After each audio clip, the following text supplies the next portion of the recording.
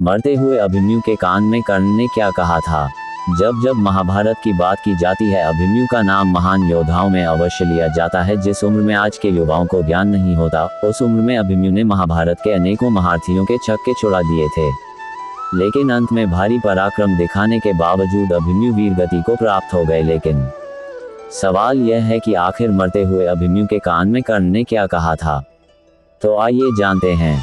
चक्रव्यूह इतना शक्तिशाली होता है कि जो योद्धा एक बार इसमें फंस जाए, उसका निकालना लगभग नामुमकिन था। कौरवों की ओर से सबने मिलकर एक षड्यंत्र बनाया कि वो युधिष्ठिर को इस चक्रव्यूह में फंसाकर चारों तरफ से हमला करेंगे और अगर युधिष्ठिर मारे जाएंगे तो पांडव अपने आप युद्ध हार जाएंगे। लेकिन उस चक्रव्यूह में युधिष्ठिर नहीं फंसे, बल्कि उसमें फंसे खुद उस चक्रव्यूह को भेदने पहुंचे अभिमन्यु। अब भगवान महादेव से मिले खास वरदान के तौर पर जयद्रथ ने चारों पांडवों को चक्रव्यूह के बाहर ही रोक दिया और उस चक्रव्यूह में प्रवेश किया अभिमन्यु ने। जैसा कि हम सब जानते हैं कि अभिमन्यु ने सुभद्रा के गर्भ में ही चक्रव्यूह के अंदर प्रवेश करना सीख लिया था और उन्होंने इसी का फायदा उठाया या वो चक्रव्यूह में प्रवेश कर गए। उन्होंने न सिर्फ गुरु द्रोणाचार्य बल्कि कृतवर्मा, कृपाचार्य, कर्ण, दुर्योधन सभी को परास्त कर दिया था। चक्रव्यूह में घुसते ही उन्होंने हाहाकार मचा दिया। उन्होंने द्रोणाचार्य के धनुष को कैद दिया। देखते ही देखते कर्ण के ऊपर 8, कृतवर्मा के ऊपर 5 और शकुनी को 22 बार बाण मारे। यहाँ तक कि दुर्योधन, शासन और कृपाचार्य ने जब अभिमन्यु को देखा तो उनकी हिम्मत नहीं हुई कि वो अभिमन्यु का सामना कर सके। इसी बीच दुर्योधन के पुत्र लक्ष्मण और अभिमन्यु का भी युद्ध हुआ, जहां अभिमन्यु ने एक ही तीर से लक्ष्मण के सर को धड़ से अलग कर दिया। देखते ही देखते दुर्योधन बहुत क्रोधित हो उठा और उसने कर्ण से गुजारिश की कि सूर्यास्त होने से पहले ही इस बालक को हमें मिलकर मरना होगा। अभिमन्यु ही अकेला एक ऐसा योद्धा था जिसने 8 से भी ज्यादा योद्धाओं को एक साथ परास्त किया था।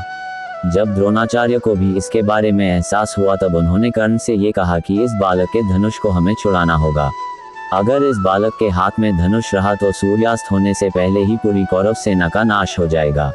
इसीलिए मौके का फायदा उठाकर कर्ण ने अभिमन्यु का धनुष कैद दिया। अश्वत्थामा ने उसके रथ के टुकड़े कर दिए। फिर क्या 16 साल के बालक के ऊपर 8 से भी ज्यादा महारथी टूट पड़े। लेकिन लगातार बार बार अभिमन्यु सबको परास्त करते जा रहे वे। उसके बाद सभी महारथियों ने एक एक कर अभिमन्यु के ऊपर कई सारे बाण छोड़े, जिस वजह से अभिमन्यु लहूलुहान हो गए। लेकिन फिर भी उन्होंने रथ का पहिया उठाकर युद्ध शुरू रखा और तभी वो क्षण आया जब अभिमन्यु के समक्ष पहुंचे स्वयं कर्ण, और कर्ण ने उन्हें धराशाही कर दिया।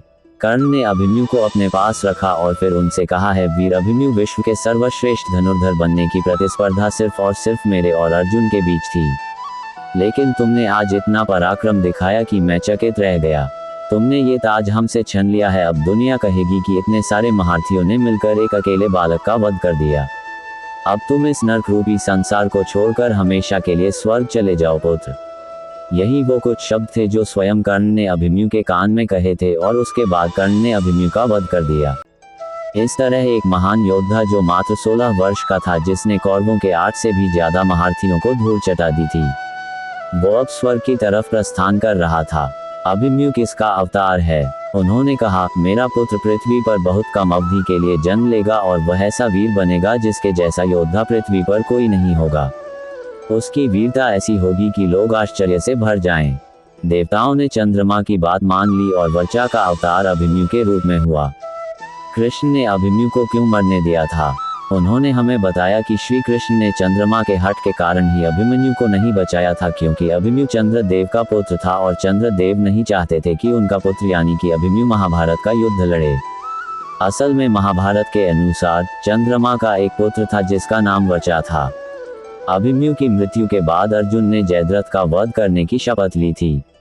अर्जुन ने ये प्रतिज्ञा की थी कि अगर वह सूर्यास्त से पहले जयद्रथ का वध नहीं कर पाएंगे तो वे आत्मदाह कर लेंगे।